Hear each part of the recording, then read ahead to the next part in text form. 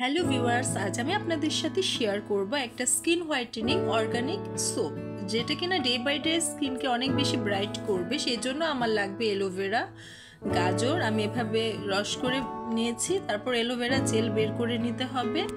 তারপর লাগবে কাঁচা হলুদ। কাঁচা হলুদ আমাদের স্কিনকে ব্রাইট করে। যে হলুদের রস, অ্যালোভেরা, একটা গোলাপ ফুলের পাপড়ি, গ্লিসারিন, ভিটামিন ই, হানি, কোকোনাট মিল্ক, এই সবগুলো ইনগ্রিডিয়েন্টস এফিয়ামা জেল বারের সঙ্গে এভাবে ডাবল বয়েল প্রসেসে গলিয়ে নিতে হবে। তারপর সেট হওয়ার জন্য এভাবে ফ্রিজে 5 থেকে 8 ঘন্টার জন্য আমি রেখে দিব।